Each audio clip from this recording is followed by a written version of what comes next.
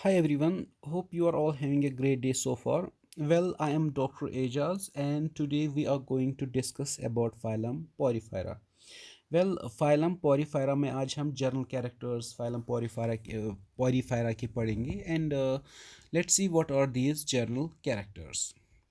Let's see what is the habitat of phylum Porifera. Well, जो phylum Porifera के organisms है ये mostly aquatic होते हैं मीन्स वो पानी में present होते हैं वहीं रहते हैं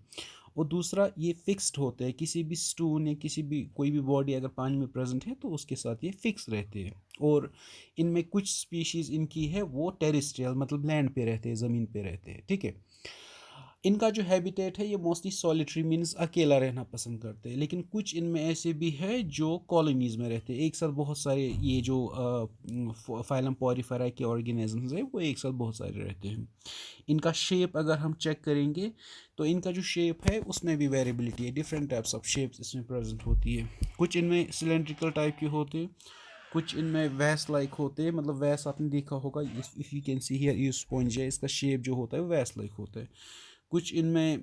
ग्लोबुलर होते हैं कुछ इनमें फ्लैट या इरेगुलर टाइप के होते हैं ठीक है अब इनका जो बॉडी फॉर्म होता है इनकी बॉडी पे पोर्स होते हैं बहुत सारे पोर्स होते हैं लेकिन वो जो पोर्स होते हैं वो दो टाइप्स के होते हैं एक पोर को हम बोलते हैं ऑस्टिया और जो दूसरा पोर ये जो ऑस्टिया होता है वहाँ से ये इनकी बॉडी पे प्रेजेंट होते हैं और वहाँ से पानी अंदर चला जाता है ये जो फाइलम पॉरीफेरा के ऑर्गेनिजम्स होते हैं और जो इसका दूसरा पोर होता है उसको हम बोलते हैं ऑसिकुला वहाँ से पानी बाहर आ जाता है ठीक है अब ये जो ऑस्टिया होता है वहाँ से पानी अंदर आता है और जो ऑसिकुला होता है वहाँ से पानी बाहर जाता है इसके बाद अगर हम इसके जर्म लेयर्स देखेंगे ये डिप्लोब्लास्टिक एनिमल्स होते हैं मतलब इनके बॉडी में टू जर्म लेयर्स प्रेजेंट होते हैं एक को हम बोलते हैं एक्टोडर्म दूसरे को बोलते हैं हम एंडोडर्म बट प्लीज़ रिमेंबर ये जो फाइलम पॉरीफेरा है ये पहले ऑर्गेनिज्म या पहले मल्टीसेलुलर डिप्लोब्लास्टिक एनिमल्स होते हैं इससे पहले जो भी आपने पढ़ा होगा उनमें मल्टीसेलुलर डिप्लोब्लास्टिक एनिमल्स नहीं होते ठीक है सिमेट्री इनमें ये एसिमेट्रिकल होंगे मतलब आप अच्छी तरह इनको दो पार्ट्स में डिवाइड नहीं कर पाओगे या रेडियली सिमेट्रिकल भी ये हो सकते हैं लेवल ऑफ ऑर्गेनाइजेशन में सेल्यूलर ग्रेड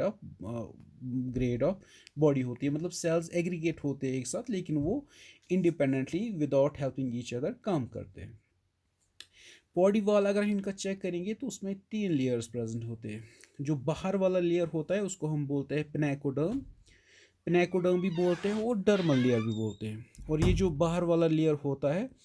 तो इसमें सेल्स प्रेजेंट होते हैं उनको हम बोलते हैं पिनेकोसाइट्स और पोरोसाइट्स ये जो पोरोसाइट्स होते हैं ये जो इनका ये पोस्टिया होता है वो वहीं से पोरोसाइट में परफोरेशन होती है ठीक है इसके बाद जो दूसरा लेयर इनका होता है उसको हम बोलते हैं कोनोडर्म ओके ये जो कोनोडर्म होता है ये अंदर से प्रेजेंट होते हैं ठीक है तो इसमें सेल्स प्रेजेंट होती है उनको हम बोलते हैं कॉलर सेल्स या कोनोसाइट्स ये जो कोनोसाइट्स होती है ये स्पेशलाइज्ड फ्लैजिलेटेड सेल्स प्रेजेंट इनमें होती है उनमें फ्लैजिला प्रेजेंट होता है और इनका काम ये होता है ये डाइजेशन में मदद करते हैं फाइलम पोरीफेरा को ये एक्सक्रीशन में मदद करते हैं ये रिप्रोडक्शन में मदद करते हैं और ये एक्सक्लूसिव कैरेक्टर माना जाता है किसमें फाइलम पोरीफेरा में इसके बाद मिजोइल लेयर और एक लेयर है जिसको हम बोलते हैं मिजोइल लेयर वो बीच वाला लेयर होता है या मिजोडर्म भी बोल सकते हो लेकिन ये नॉन सेल्यूलर लेयर होता है जिसमें पिनाइकोडर्म एंड ये एक्चुअली पिनाइकोडर्म एंड कोनोडर्म के बीच में प्रेजेंट होता है इसके बाद अगर हम इसका कैनाल सिस्टम देखेंगे वाटर कैनाल सिस्टम इसमें प्रेजेंट होता है जिसमें कैनाल्स एंड पोर्स प्रेजेंट होते हैं ओके इसमें कैनाल्स भी प्रेजेंट होते हैं और पोर्स भी प्रेजेंट होते हैं मोस्टली जो फाइलम पोरीफेरा इनमें तीन types of canal systems present होते हैं on the base of complexity ठीक है पहला वाला होता है एस्किनॉइड ये सिंपलेस्ट टाइप होता है ये स्पॉन्जोस इसके बीच में स्पॉन्जोसिल प्रेजेंट होता है दूसरा वाला होता है साइकिनॉइड टाइप ये इसे थोड़ा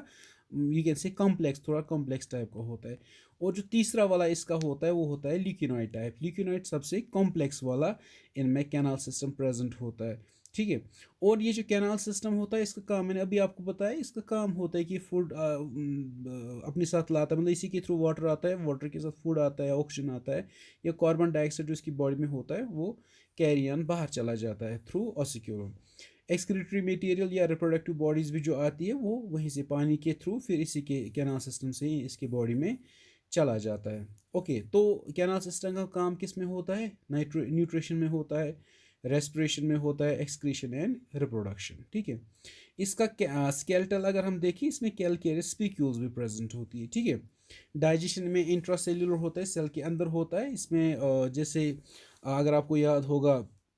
प्रोटोजोआ, प्रोटोजोआ में सेल के अंदर क्या होता है, वैक्यूल्स होते हैं, फूड वैक्यूल्स, वहीं पे डाइजेशन होती है। सर्कुलेटरी और नर्वस सिस्टम की ज़रूरत नहीं होती है तो वो एब्सेंट होता है। सीलोम इनमें प्रेजेंट नहीं होता है, ठीक है। जो अंदर वाली कैविटी होती है वो प्रेजेंट नहीं होती, लेकिन इनमें स्पॉन्जोसील प्रेजेंट होता है, ठीक है। अगर हम इनकी न्यूट्रिशन की बात करेंगे तो वो फिल्टर फीडर्स होते हैं, ठीक है। ये जो फूड मॉलिक्यूल्स होते हैं उनको फीड करते हैं, क्योंकि आपको पता है अंदर से इनमें सेल्स प्रेजेंट होते हैं कोनोसाइट्स, उसी फिल्टर फीडिंग में वही मदद करते हैं। डाइजेशन इनमें सेल के अंदर होता है, उसको हम इंट्रासेलुलर बोलते हैं, और वो जो डाइजेशन होती है वो कोनोसाइट्स के अंदर होती है, ठीक है। अब इनका जो रिप्रोडक्शन होता है वो बहुत सेक्सुअल एंड एसेक्सुअल मीन्स में होता है। ये बहुत सेक्सुअली एंड एसेक्सुअली रिप्रोड्यूस कर सकते हैं। एसेक्सुअल रिप्रोडक्शन में इनमें बर्ड कहाँ पे बनता है, इनकी बॉडी पे बनता है, ठीक है, और गेम्यूल्स भी इनमें बनते हैं। लेकिन सेक्सुअल रिप्रोडक्शन में इनमें मेल और फीमेल गेमीट्स बनते हैं। अगर हम स्पॉन्ज की बात करेंगे तो वो हर्माफ्रोडाइट होते हैं, उनमें फीमेल एंड फीमेल पार्ट्स दोनों प्रेजेंट होते हैं, और जो फर्टिलाइजेशन होती है वो इंटरनल होती है। Okay, thank you very much everyone for listening me, thank you very much.